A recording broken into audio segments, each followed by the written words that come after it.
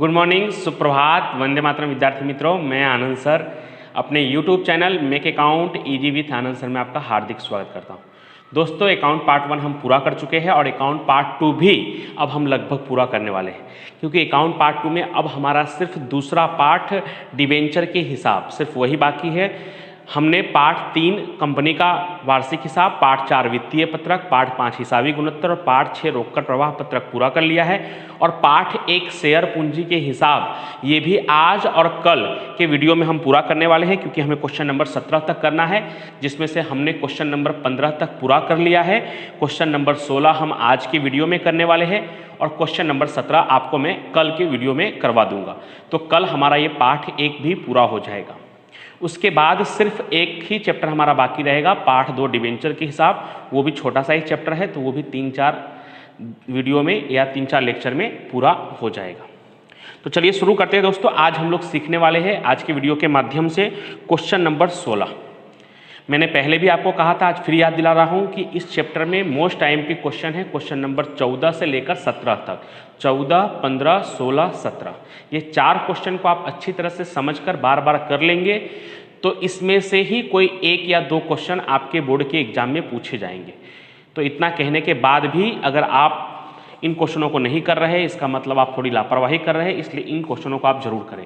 और इन क्वेश्चन को अच्छी तरह से समझने के लिए मैंने जो शेयर जब्ती से संबंधित लाइव लेक्चर लिया था, उस लाइव लेक्चर को जरूर देखिए, क्योंकि उसमें मैंने पूरी कोशिश की है कि शेयर जब्ती क्या होता है और शेयर जब्ती से संबंधित जो आवश्यक प्रविष्टियाँ हैं, 3 प्रविष्टियाँ, शेयर जब्त करते समय, शेयर पुनः प्रकाशित करते समय और शेयर जब्ती की रकम पूंजी अनामत खाते ले जाते समय, इन तीनों प्रविष्टियों को अच्छी तरह से समझाया है, उसके उदाहरण और क्वेश्चन को भी करवाया है। तो वो 2 लाइव लेक्चर आप जरूर देख लीजिए, जिससे कि आपको ये अच्छी तरह से आ जाएगा। लास्ट वीडियो में हमने क्वेश्चन नंबर 15 किया था और उदाहरण नंबर 12 किया था। आज हम लोग करने वाले हैं क्वेश्चन नंबर 16। जामनगर की धर्म मेटल्स लिमिटेड कंपनी ने 10 रुपये का एक ऐसा, अब आप देखिए क्वेश्चन नंबर 16, कोशिश करूंगा कि आपकी स्क्रीन पर आपको दिखाई दे। यस, जामनगर की धर्म मेटल्स लिमिटेड कंपनी ने 10 रुपये का एक ऐसा 8 लाख इक्विटी शेयर प्रति शेयर 30 के प्रीमियम से प्रकाशित किए, जिस पर निम्नलिखित रकम चुकानी थी। आवेदन के समय 13, जिसमें से 10 प्रीमियम था, यानी पूंजी का 3 रहा होगा। आवंटन के समय 23, उसमें से 20 प्रीमियम है, यानी पूंजी का 3 रुपया रहा होगा उसमें भी। अंतिम मांग के समय 4, उसमें कोई प्रीमियम नहीं है।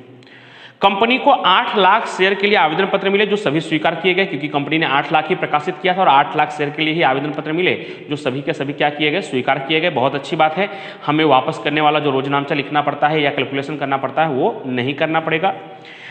आगे क्या लिखा है, विपुल जिसके 1500 शेयर स्वीकृत किए गए थे। विपुल कौन है, शेयर धारक जिसके 1500 शेयर स्वीकार किए गए थे, उसने आवंटन की रकम नहीं चुकाई। उसने क्या नहीं चुकाया, आवंटन की रकम नहीं चुकाई। इसके लिए उसके शेयर आवंटन के बाद कंपनी ने जब्त किए।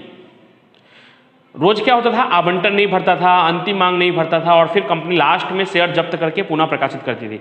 आज जैसे ही विपुल ने आवंटन की रकम नहीं भरी शेयर पर, वैसे तुरंत कंपनी ने उसके शेयर को जब्त कर लिया और जब्त ही नहीं किया। आगे क्या लिखा है वो देखिए, कंपनी ने अंतिम मांग मंगाने से पहले ये जब्त किए गए 1500 शेयर 5 रुपये की दर से पुनः प्रकाशित भी कर दिया। यानी आज की खास बात यह है कि विपुल जिसके 1500 शेयर थे, उसने आवंटन की रकम नहीं भरी। वो नॉर्मल रोज रहता है, लेकिन जैसे ही उसने आवंटन की रकम नहीं भरी, कंपनी ने तुरंत आवंटन के बाद ही, यानी अंतिम मांग मंगाने से पहले ही उसके शेयर जब्त भी कर लिए और जब्त किए गए शेयर को 5 रुपये से पुनः प्रकाशित भी कर दिए। इसका मतलब ये हुआ दोस्तों कि हमें पहले आवेदन का 2 रोजनामचा लिखते हैं वैसा ही लिखना होगा, फिर आवंटन का 2 रोजनामचा लिखना होगा, लेकिन तुरंत आवंटन के बाद हमें जब्ती का 3 रोजनामचा लिखना पड़ेगा। जब्त करते समय, पुनः प्रकाशित करते समय और जब्ती की रकम पूंजी अनामत खाते ले जाते समय। तो चौथे के बाद 5वां, 6ठा और 7वां जो रोजनामचा है वो जब्ती से जुड़ा हुआ होगा। फिर 8वें रोजनामचा में हम क्या करने वाले हैं, तो आगे अंतिम मांग की रकम मंगवाने वाले हैं। तो लिखा हुआ है आगे, हेमा की जिसके 500 शेयर है स्वीकृत किए गए थे, उसने अंतिम मांग की रकम नहीं चुकाई। तो जब हम अंतिम मांग की रकम मंगवाएंगे, उसमें हेमा ने क्या किया, अंतिम मांग का रकम नहीं भरा है। अब आपके मन में एक प्रश्न और आएगा कि विपुल ने भी अंतिम मांग नहीं भरा होगा। विपुल को अब ध्यान में ही नहीं लेना है, क्योंकि विपुल ने नहीं भरा होगा, बात बहुत दूर की है। विपुल ने जैसे ही आवंटन नहीं भरा, हमने उसे मौका ही नहीं दिया अंतिम मांग का। अंतिम मांग मंगाने से पहले ही हमने उसके शेयर जब्त भी कर लिए और पुनः प्रकाशित किसी और को बेच भी दिया। तो उससे तो हम अंतिम मांग भी नहीं सकते ऐसे भी। जब आप किसी के शेयर जब्त कर लोगे तो उसके पास से आप आगे का पैसा मांग सकते हो? नहीं मांग सकते। आपके घर में कोई भाड़ेदार रह रहा है, आप मकान मालिक हो, आपने किसी कारणवश उसने भाड़ा नहीं दिया या किसी कारणवश आपने उसे घर से निकाल दिया। अब घर से आपने उसे निकाल दिया भाड़े न देने की वजह से, तो फिर उसे आप अगले महीने की रेंट मांग सकते हो? तो नहीं मांग सकते। तो उसी तरह से अगर हमने शेयर धारकों का शेयर जब्त भी कर लिया है, किसी और को पुनः प्रकाशित भी कर दिया है, तो अब तो वो शेयर धारक रहा ही नहीं, तो उससे आप अंतिम मांग की रकम मंगवा ही नहीं सकते। तो मंगवा ही नहीं सकते तो फिर नहीं भरने की तो बात ही नहीं आती। तो उस बात को आपको ध्यान रखना होगा। हेमा ने क्या किया है, तो उसके 500 शेयर पर उसने अंतिम मांग की रकम नहीं चुकाई, इसलिए उसके शेयर अंतिम मांग के बाद कंपनी ने जब्त किए। उसके शेयर कब जब्त किए गए? अंतिम मांग मंगाने के बाद कंपनी ने जब्त किए गए ये 500 शेयर दिया जा सके उतना अधिक से अधिक बट्टा, आप अंडरलाइन करिए, कंपनी ने ये 500 शेयर, उसके आगे से अंडरलाइन करना है आपको, दिया जा सके उतना अधिक से अधिक बट्टा देकर पुनः प्रकाशित किया। आपको याद होगा तो मैंने लाइव लेक्चर में एक शर्त बताया था, शर्त नंबर 5 लिखा नहीं था लेकिन मौखिक बताया था कि जब भी, और उसका हमने क्वेश्चन नंबर 12 में भी तीसरा व्यवहार ऐसा ही था कि जब भी अधिक से अधिक बट्टा देकर पुनः प्रकाशित करने के लिए कहा हो तो दूसरे रोजनामचा की, जब्ती का जो दूसरा रोजनामचा होता है पुनः प्रकाशित वाला, उसमें जो जब्ती की रकम होगी वो पहले रोजनामचा, यानी जब्ती का जो पहला रोजनामचा होता है जिसमें जब्ती जमा होता है, उस रकम जितना ही दूसरे रोजनामचा में जब्ती उधार होगा। और तीसरा रोजनामचा जो पूंजी अनामत खाते ले जाना होता है वो रोजनामचा इसमें नहीं आएगा। कब नहीं आएगा? तो जब प्रश्न में अधिक से अधिक बट्टा देकर पुनः प्रकाशित करने को कहा हो तब। दोस्तों ये सवाल टफ है, सवाल नंबर 16 और सवाल नंबर 17 ये दोनों ही टफ है। इसको थोड़ा अच्छी तरह से 1 से 2 बार आपको देखना ही पड़ेगा। 1 से 2 बार आप देखेंगे, बार बार सुनेंगे तो आपको पक्का आ जाएगा। चलिए अब हम शुरू करते। करना क्या है, तो कंपनी के बही में प्रविष्टियां पारित करना है। तो कितना प्रविष्टि आ जाएगा? तो पहले तो 4 रोजनामचा आएगा, 2 आवेदन का, 2 आवंटन का। उसके बाद विपुल के जो 1500 शेयर हमने जब्त किए उसका 3 रोजनामचा जब्त करने का, तो 4 और 3 7। फिर अंतिम मांग मंगवाना और मिलना, यानी 8वां और 9वां 9, और 9 के बाद हेमा के शेयर को हमने जब्त भी किया है और पुनः प्रकाशित भी किया है। शेयर जब्ती खाते नहीं ले जाने का रोजनामचा नहीं आएगा। तो कुल मिलाकर 11 रोजनामचा इस सवाल में आने वाला है। तो सबसे पहला रोजनामचा, क्वेश्चन नंबर 16, मैंने क्या कहा हुआ है कि आपको 2 काम करना है, हेडिंग डालकर फॉर्मेट बनाना पहला काम, और दूसरा काम लास्ट में कुल योग करना, वो आप कर लीजिएगा। डायरेक्ट मैं रोजनामचा लिख रहा हूं। पहला रोजनामचा हमेशा की तरह बैंक खाते उधार इक्विटी शेयर आवेदन खाते का, बैंक खाते उधार इक्विटी शेयर आवेदन खाते का। कितना शेयर हमने प्रकाशित किया था? 8 लाख, और आवेदन भी 8 लाख पर ही आया है। तो 8 लाख गुणे आवेदन का कितना रुपया है? 13 रुपया। तो 8 लाख गुणे 13, 1 करोड़ 4 लाख।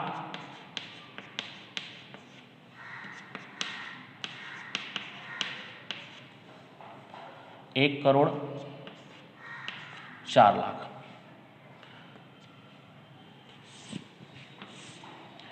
दूसरा आवेदन की रकम है वो हम पूंजी खाते ले जाएंगे और प्रीमियम खाते ले जाएंगे।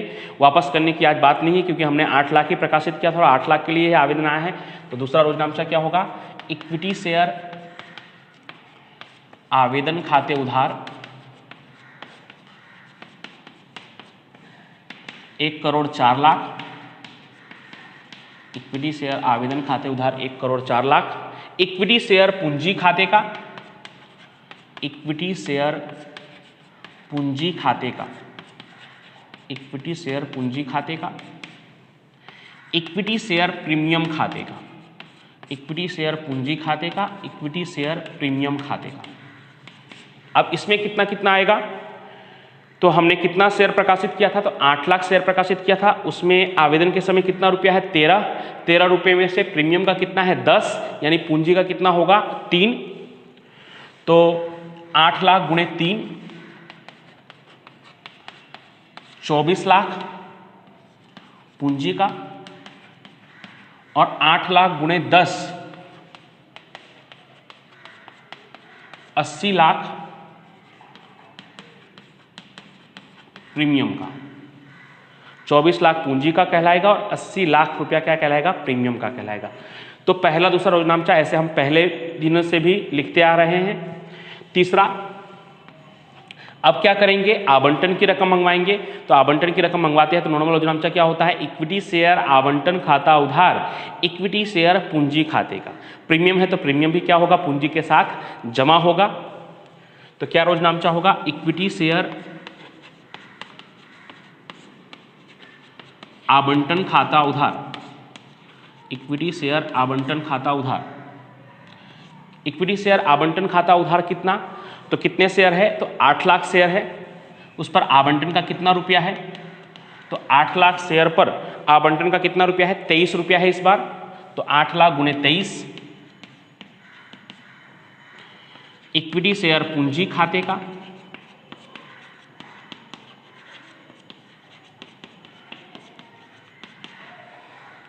इक्विटी शेयर प्रीमियम खाते का। आवंटन का जो दोस्तों नॉर्मल रोजनामचा होता है वही हम सीख रहे हैं, इसमें कुछ इतना कठिन नहीं है दोस्तों। आवंटन जब हम मंगवाते हैं तो नॉर्मल रोजनामचा पहले दिन से मैंने आपको क्या सिखाया हुआ है, जो मंगवाना हो वो उधार और पूंजी जमा। तो इक्विटी शेयर आवंटन खाता उधार इक्विटी शेयर पूंजी खाते का।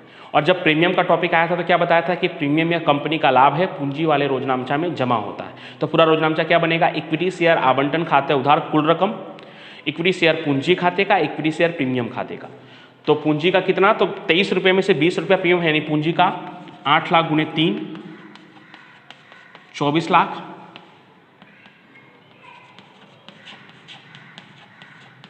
और प्रीमियम का 8 लाख गुणे 20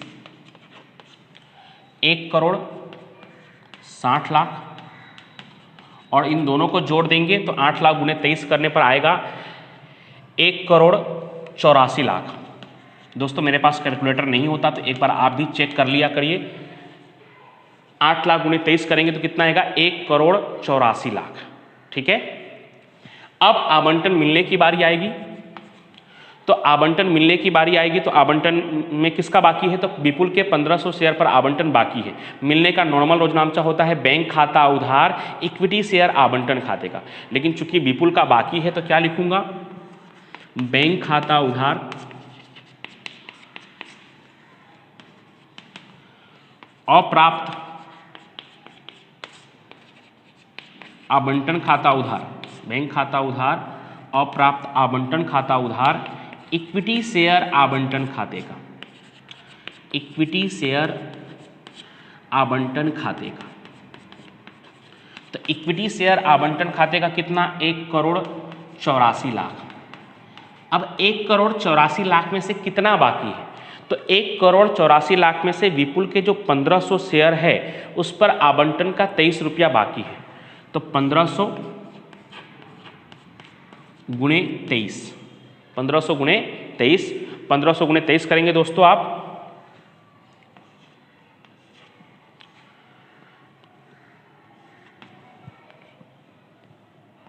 तो 34,500 आएगा। आप एक बार कैलकुलेट कर लीजिएगा क्योंकि मैंने मौखिक ही किया है। 2 0 15 तिया 45 के 5 हासिल 4 15 दूनी 30 और 4 34,500। विपुल के 1500 शेयर पर 34,500 रुपया 23 रुपये के हिसाब से 34,500 रुपया नहीं मिला है। कितने में से 34,500 नहीं मिला है, तो 1 करोड़ 84 लाख रुपए में से 34,500 नहीं मिला है। तो 1 करोड़ 84 लाख में से 34,500 घटा देंगे तो 1 करोड़ 83 लाख 65,500, 1 करोड़ 83 लाख 65,500। 1 करोड़ 84 लाख में से 34,500 आप दोस्तों घटा देंगे तो 1 करोड़ 83 लाख 65,500 क्या हुआ होगा, आवंटन का रकम मिला होगा। अब आगे क्या लिखा हुआ है, नॉर्मली हम क्या करते हैं इसके बाद आवंटन के बाद अंतिम मांग मंगवाते हैं, लेकिन इस सवाल में थोड़ा विशिष्ट है। क्या लिखा हुआ है कि जैसे ही विपुल ने आवंटन की रकम नहीं चुकाई, आगे लिखा है इसलिए उसके शेयर आवंटन के बाद, ऐसा हो तो अंडरलाइन कर दीजिए, आवंटन के बाद कंपनी ने जब्त किए और कंपनी ने अंतिम मांग मंगाने से पहले जब्त किए गए 1500 शेयर 5 रुपये की दर से पुनः प्रकाशित भी कर दिए। तो कंपनी ने क्या कर लिया है, जब्त कर लिया है। तो जब्त करने का रोजनामचा पहला वाला क्या होता है, इक्विटी शेयर पूंजी खाता उधार, इक्विटी शेयर पूंजी खाते उधार। क्या लिखते हैं यहाँ पे हम रोज, जब्त किया गया शेयर गुणे मूल कीमत, जब्त किया गया शेयर गुणे मूल कीमत। तो विपुल के जब्त किए गए शेयर की संख्या कितनी है, 1500 और मूल कीमत है 10। मूल कीमत कितना है, 10। लेकिन दोस्तों मैं लिख रहा हूं 6। रोज क्या लिखता हूं मैं, 10, और आज क्या लिख रहा हूं 6। तो आज बुधवार है इसलिए 6 लिख रहा हूं, ऐसा नहीं। क्यों 6 लिख रहा हूं? क्योंकि दोस्तों इसको आपको समझना होगा, ध्यान से सुनिए। क्योंकि अंतिम मांग मंगाने से पहले ही जब्त कर लिया, यानी हमने विपुल को अंतिम मांग मंगाने का मौका ही नहीं दिया, अंतिम मांग उसको भरने का मौका ही नहीं दिया। जब मंगवाया ही नहीं, उससे पहले ही उसके शेयर हमने जब्त कर लिए। तो अंतिम मांग का कितना रुपया है? तो आप देख सकते हैं आपकी बुक में अंतिम मांग का 4 रुपया है। तो जब भी प्रश्न में अंतिम मांग से पहले जब्त कर लिया जाएगा तो अंतिम मांग का जितना भी रुपया हो, जैसे मान लीजिए अंतिम मांग का 3 रुपया होता तो मैं यहाँ मूल कीमत के रूप में 7 रुपया लेता। अंतिम मांग का 2 रुपया होता तो मैं यहाँ मूल कीमत के रूप में 8 रुपया लेता। और ऐसा क्यों कर रहा हूँ? क्योंकि अंतिम मांग से पहले जब्त किया गया है। सब कुछ होने के बाद, अंतिम मांग सब कुछ होने के बाद अगर जब्त करता तो हमेशा की तरह मूल कीमत 10 ही लिखता। तो आपको ध्यान रखना है, आज के सवालों की खास बात यही है कि अंतिम मांग से पहले या किसी से भी पहले, मतलब आवंटन, ऐसे आवंटन से पहले तो जब्त हो ही नहीं सकता क्योंकि आवेदन तो सब लोग भरते हैं। तो अगर प्रथम मांग और अंतिम मांग दोनों होता, मान लीजिए 2 रुपये का प्रथम मांग और 3 रुपये का अंतिम मांग, तो 2 और 3 5 रुपया माइनस करके वहां 5 लिखता। तो अंतिम मांग से पहले अगर हमने जब्त किया तो हमें चेक कर लेना है सवाल में कि अंतिम मांग कितना है। तो अंतिम मांग कितना है? तो 4 रुपया है। तो जितना भी अंतिम मांग होगा उसको कुल कीमत में से माइनस कर लेना है। तो मूल कीमत कितना है? कुल मिलाकर 10, उसमें से अंतिम मांग कितना है? 4, तो वो 4 माइनस करके मैंने वहां पे लिखा है 6। ठीक है, उम्मीद करता हूं कि आप समझ गए होंगे। तो जब भी अंतिम मांग से पहले जब्त किया जाए तो अब अंतिम मांग की कीमत चेक कर लो कि अंतिम मांग कितने रुपए का है। 4 रुपये का है तो 4 माइनस कर दो, तो मैंने 6 लिखा। 3 रुपया लिखा होता तो मैं 7 लिखता, 2 रुपया लिखा होता तो मैं 8 लिखता। तो इस तरह से, ठीक है। तो 1500 गुणे 6 करेंगे तो 9000। उसके बाद हमने पहली बार किससे प्रकाशित किया था? प्रीमियम से प्रकाशित किया था। तो आपको शर्त नंबर 2 में बताया है कि अगर हमने प्रीमियम से प्रकाशित किया था, किसके शर्त नंबर 2 में? जब्ती के शर्त नंबर 2 में, कि अगर आपने शेयर को प्रीमियम से प्रकाशित किया था पहली बार और उस समय अगर प्रीमियम की रकम बाकी हो तब आपको जब्ती का जो पहला रोजनामचा होता है उसमें इक्विटी शेयर प्रीमियम उधार होगा। कल भी हमने किया था। कितना उधार होगा? तो जब्त किया गया शेयर गुने जितना प्रीमियम बाकी होगा उतना उधार होगा। तो इक्विटी शेयर प्रीमियम खाते उधार, तो जब्त किया गया शेयर है 1500 और बाकी प्रीमियम कितना है? तो प्रीमियम कुल मिलाकर तो 30 है। प्रीमियम कुल मिलाकर कितना है? 30 रुपया प्रीमियम। लेकिन उसमें से कौन सा प्रीमियम बाकी है? तो सिर्फ आवंटन का जो प्रीमियम है वही बाकी है। आवेदन का प्रीमियम तो मिल गया है। कौन सा प्रीमियम बाकी है? आवंटन वाला प्रीमियम बाकी है। तो आवंटन में कितना प्रीमियम है दोस्तों? तो 20 रुपया प्रीमियम है। तो 1500 गुणे 20, 30,000 रुपया प्रीमियम का आ गया। उसके बाद नीचे क्या आता था? इक्विटी शेयर जब्ती खाते का, ये हमें डिफरेंस से मिल जाएगा। और क्या नहीं भरने की वजह से वो शेयर जब्त किए गए हैं, जो चीज नहीं भरने के कारण वो शेयर जब्त हुए हैं वो नीचे यहाँ पे जमा होगा। तो उसने तो अभी उसको अंतिम मांग तो मंगवाया ही नहीं है, सिर्फ आवंटन नहीं भरने के कारण उसके शेयर जब्त कर लिए गए हैं। तो इक्विटी शेयर आवंटन खाते का, इक्विटी शेयर आवंटन खाते का, तो कितना उसने आवंटन का नहीं भरा है? तो यहाँ पे हमने लिखा हुआ है उसने आवंटन का 34,500 नहीं भरा है। तो इक्विटी शेयर आवंटन खाते का 34,500। अब आपको क्या करना है? माइनस कर लेना है। कितने में से? तो 30 और 9 39,000 में से 34,500 माइनस करना है। तो 39,000 में से आप 34,500 माइनस करेंगे तो आपको डिफरेंस से मिलेगा जब्ती का फायदा कितना? 4500। कितना मिलेगा? 4500। अब हमने क्या किया है? जब्त किए गए शेयर को पुनः प्रकाशित भी कर दिया है अंतिम मांग से पहले। कितने रुपए से पुनः प्रकाशित कर दिया है? तो 5 रुपए से। तो जो कीमत है उससे हमने कम कीमत से प्रकाशित किया है, इसका मतलब बट्टा से पुनः प्रकाशित किया है। यानी पुनः प्रकाशित में कंपनी को क्या हुआ है? नुकसान हुआ है। तो यहां भी ध्यान रखना है आपको। बैंक खाते उधार, इक्विटी शेयर जब्ती खाते उधार, जो नुकसान की रकम है वो यहां आएगी, और इक्विटी शेयर पूंजी खाते का। तो कितना कितना दोस्तों? तो कितने शेयर को हमने पुनः प्रकाशित किया है? 1500 शेयर को।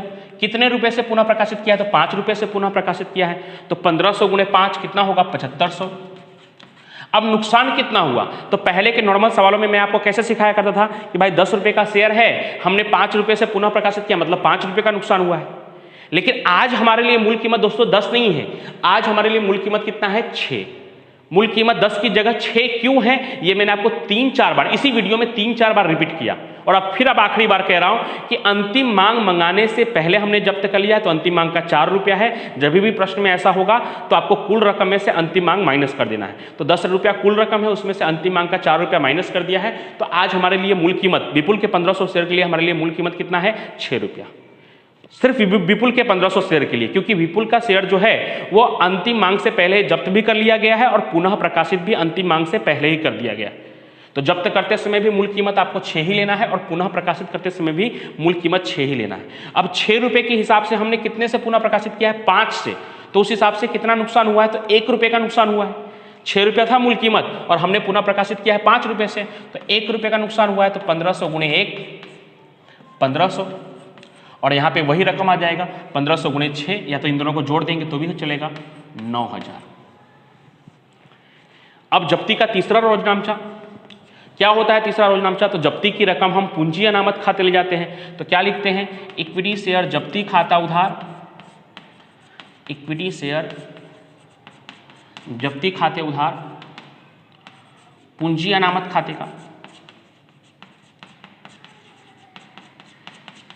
कितना लिखते हैं? तो number 1 minus number 2। Number 1 minus number 2 का मतलब क्या हुआ कि जब्ती का जो पहला रोजनामचा होता है उसमें जब्ती से जो हमें लाभ हुआ है और दूसरे रोजनामचा में जो नुकसान हुआ वो माइनस करने के बाद जो नेट प्रॉफिट होता है वो हम पूंजी अनामत खाते जाते हैं। तो पहले रोजनामचा में, जब्ती के पहले रोजनामचा में हमें 4500 का लाभ हुआ था, जबकि पुनः प्रकाशित करने में हमें 1500 रुपये का नुकसान हुआ।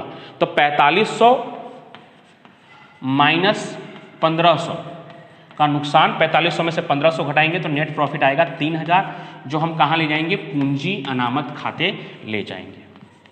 तो ये हो गया दोस्तों 4 रोजनामचा, पहले 2 आवेदन का रोजनामचा, 2 आवंटन का रोजनामचा, उसके बाद विपुल के जो 1500 शेयर पर जिस पर आवंटन बाकी था और आवंटन के बाद ही अंतिम मांग से पहले हमने उन शेयर को जब्त भी कर लिया और पुनः प्रकाशित भी कर दिया, उसका 3 रोजनामचा, जब्त करते समय, पुनः प्रकाशित करते समय और जब्ती की रकम पूंजी अनामत खाते ले जाते समय। अब अभी भी बाकी है दोस्तों, 3 रोजनामचा 4 रोजनामचा अभी भी बाकी है। अब क्या करेंगे दोस्तों? हम अंतिम मांग मंगवाएंगे। तो अंतिम मांग मंगवाएंगे तो क्या रोजनामचा होता है अंतिम मांग का? नॉर्मल मंगवाने का, इक्विटी शेयर अंतिम मांग खाता उधार, इक्विटी शेयर पूंजी खाते का, इक्विटी शेयर अंतिम मांग खाता उधार, इक्विटी शेयर पूंजी खाते का।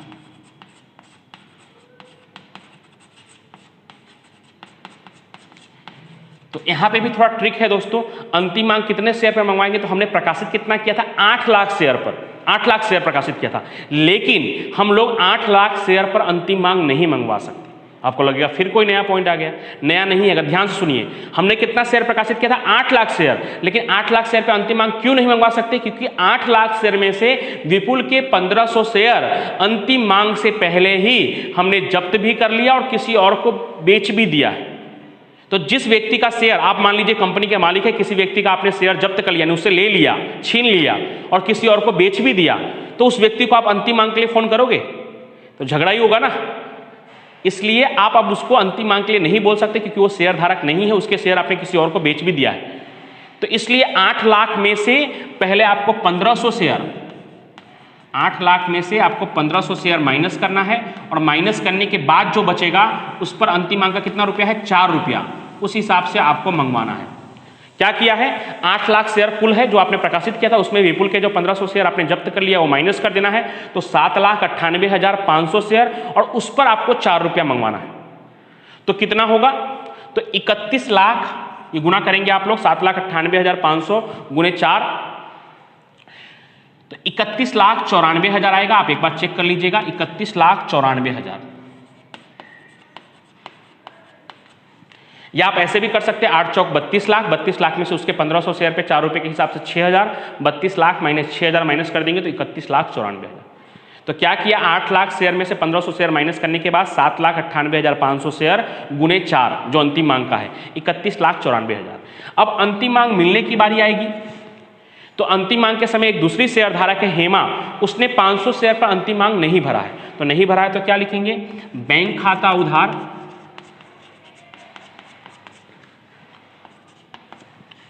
अप्राप्त अंतिम मांग खाते उधार, इक्विटी शेयर अंतिम मांग खाते का, इक्विटी शेयर अंतिम मांग खाते का। इक्विटी शेयर अंतिम मांग खाते का कितना? पूरा 31,94,000। 31,94,000। थोड़ा नीचे लिख रहा हूँ दोस्तों, लेकिन बोल भी रहा हूँ तो आप सुन रहे होंगे।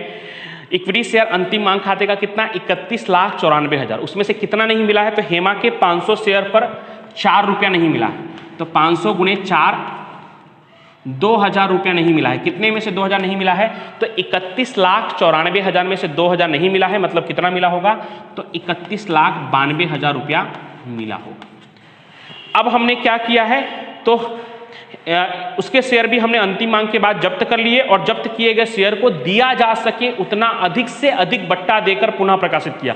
फिर से रिपीट कर रहा हूं कि जब भी प्रश्न में अधिक से अधिक बट्टा देकर पुनः प्रकाशित करने के लिए कहा हो, तो पहले रोजनामचा में, जब्ती का भी 3 रोजनामचा होता है ना, उसमें जब्ती के पहले रोजनामचा में जितना जब्ती जमा होगा उतना ही पुनः प्रकाशित करने वाला जो दूसरा रोजनामचा होता है जब्ती का, उसमें जब्ती उधार होगा, क्योंकि हम उतना ही बट्टा दे सकते हैं जितना कि हमें फायदा हुआ।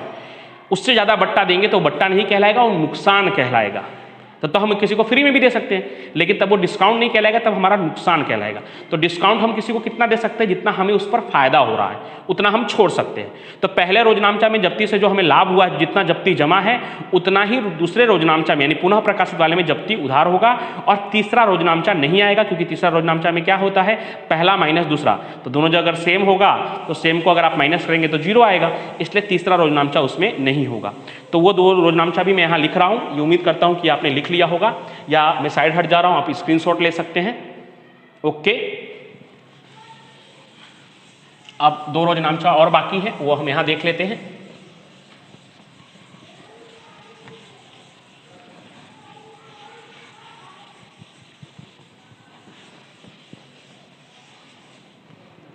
तो जब्त करते समय यानी 10वां रोजनामचा, इक्विटी शेयर पूंजी खाता उधार, जब्त किया गया शेयर गुणे मूल कीमत। तो हेमा के कितने शेयर हमने जब्त किए हैं, 500, और अब लिख रहा हूं मूल कीमत का 10। अब आपको लगेगा आप क्यों 10 लिख रहे हो सर, क्योंकि हेमा के जो शेयर हमने जब्त किए हैं दोस्तों, वो हम लोग अंतिम मांग मंगाने के बाद जब्त किए हैं, यानी जैसे रोज करते हैं वैसे पूरा प्रोसेस होने के बाद। तो पूरा प्रोसेस होने के बाद शेयर की मूल कीमत कितनी है, 10। विपुल के समय अंतिम मांग नहीं मंगवाया था, इसलिए वो रकम माइनस कर लिया था, 10 में से 4 माइनस करके 6 लिखा। तो इस कंडीशन में इक्विटी शेयर पूंजी खाता उधार जब्त किया गया शेयर 500 गुणे 10 5,000। प्रीमियम तो है नहीं, क्योंकि प्रीमियम की रकम मिल चुकी है, क्योंकि इसने क्या नहीं भरा है, अंतिम मांग नहीं भरा है, जबकि प्रीमियम किसमें था, आवेदन और आवंटन में था। इसका मतलब प्रीमियम की रकम मिल चुकी है, प्रीमियम का हमें लिखना नहीं है। इक्विटी शेयर जब्ती खाते का, यह हमें डिफरेंस से मिल जाएगा। अप्राप्त अंतिम मांग खाते का या इक्विटी शेयर अंतिम मांग खाते का, आप दोनों में से कोई भी लिख सकते हैं, अप्राप्त अंतिम मांग खाते का या इक्विटी शेयर अंतिम मांग खाते का। तो इक्विटी शेयर अंतिम मांग खाते में अप्राप्त रकम कितनी थी, 2,000, तो यहाँ जमा में 2,000। अब 5,000 में से 2,000 माइनस करेंगे दोस्तों, तो कितना आएगा, 3,000। कितना आएगा, 3,000। अब हम जब्त किए गए शेयर को क्या कर रहे हैं, पुनः प्रकाशित कर रहे हैं। तो पुनः प्रकाशित करने का नॉर्मल रोजनामचा क्या होता है, बैंक खाता उधार इक्विटी शेयर पूंजी खाते का।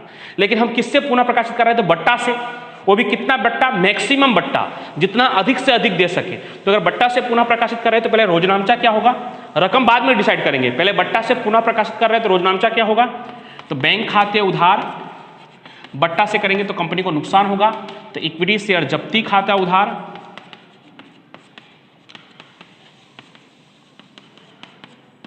और इक्विटी शेयर पूंजी खाते का।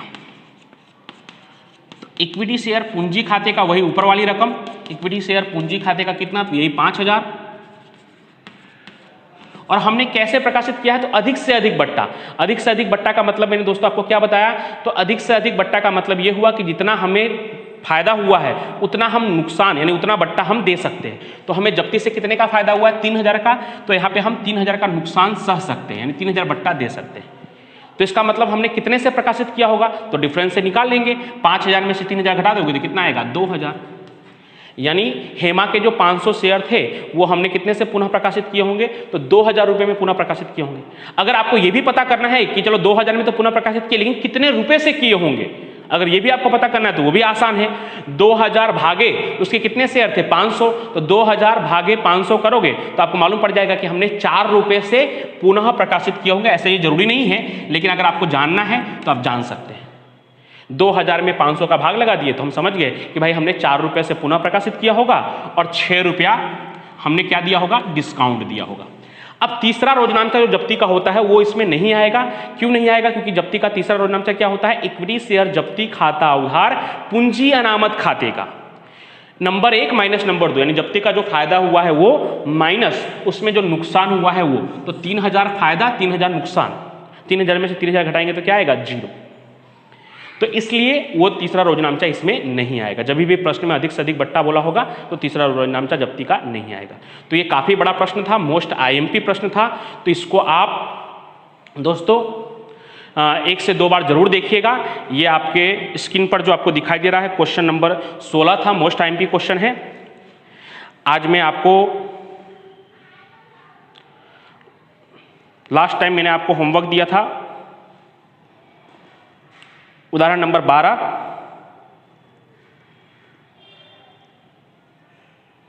आज आपको कोई होमवर्क नहीं दे रहा हूं, लेकिन आज आप इसी सवाल को 1-2 बार अच्छी तरह से देखने के बाद फिर से अपने मन से कोशिश करने, फिर से वापस अपने मन से करने की कोशिश कीजिएगा और वीडियो को अच्छी तरह से देखिएगा। और आपको वीडियो पसंद आए, आपको लगता है कि सर हमें अच्छी तरह से समझा रहे हैं, तो वीडियो को लाइक करिए, शेयर कीजिए, कमेंट कीजिए, क्योंकि वो हमारे लिए मोटिवेशन का काम करता है। Thank you so much.